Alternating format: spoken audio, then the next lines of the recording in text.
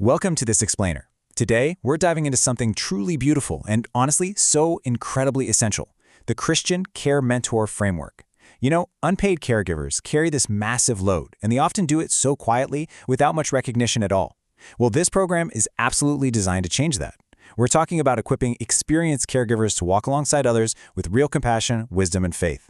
If you've ever felt the heavy weight of caregiving yourself, or if you feel a tug on your heart to support those who do, you are exactly where you need to be. Over the next few minutes, we're going to break down how this incredible ministry actually functions, giving you a really clear overview of how you can step in, share some hope, and help reduce that heavy isolation caregivers feel. So, the foundational secret to this whole entire program? It's actually pretty simple. It turns out learning to be a mentor is best done through your own personal experience and interacting with others. It's not about having some fancy degree or having all the perfect answers locked and loaded.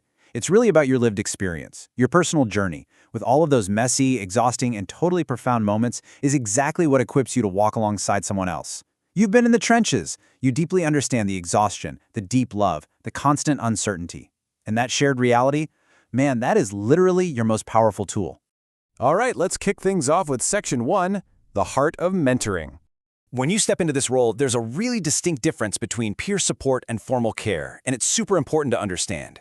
Formal systems of care are the ones providing clinical care, medical advice, crisis intervention, and advocacy services. But as a care mentor, your role is rooted 100% in peer support. We're talking about offering that shared lived experience, spiritual and emotional encouragement, and helping them connect to everyday resources. You don't need to be a doctor or a therapist or social worker. Actually, scratch that, you really shouldn't be playing those roles here. Your job is simply to provide a gentle, empathetic presence and just reassure that caregiver that, hey, they are not in this alone. Moving right along to Section 2, Core Values of Support.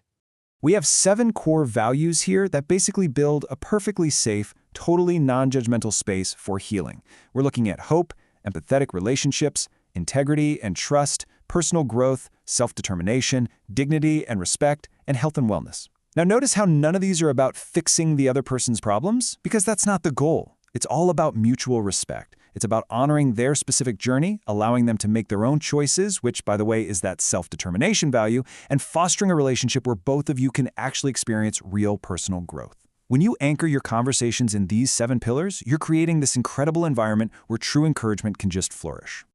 Next up is Section 3, Roles in the Match. So what exactly is a care mentor anyway?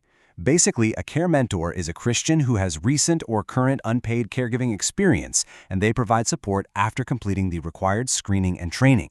But honestly, here is the absolute most important part of the whole shebang. You do not serve alone. Yes, the care mentor works in tandem with the caregiver, obviously, but you also work closely with the program leader. The program leader is right there to oversee the ministry, support you as a volunteer, and approve the matches. You are part of a team, and that structure is exactly what makes all this compassion sustainable in the long run. Okay, so how do these matches actually happen?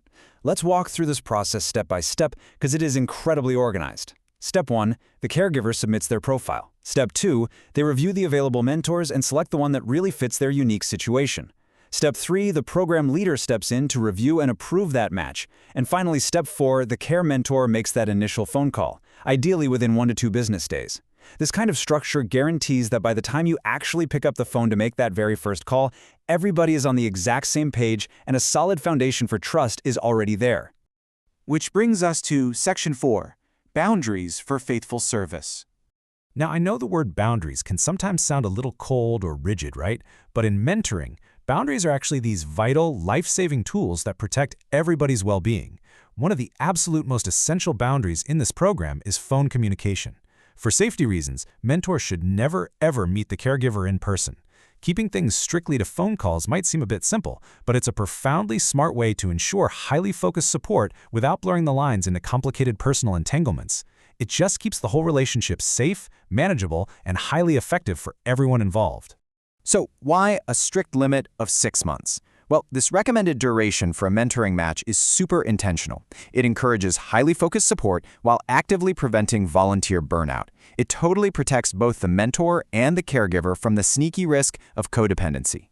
It basically allows you to pour your whole heart into the relationship, knowing for sure that there is a clear, graceful, and natural conclusion built right into the framework from day one. As we wrap up this explainer, I really want to leave you with this one question to chew on. How does shared experience foster hope and connection? Really think about that for a second. Think about that collective sigh of relief when you finally speak to someone who just gets it, someone who has walked down that exact same rocky road. It's an incredibly powerful thing, isn't it?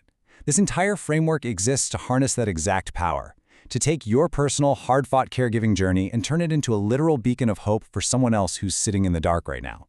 Thank you so much for joining me for this explainer, and I truly hope this overview has inspired you to consider how your own lived experience might just be the exact lifeline another caregiver is praying for today.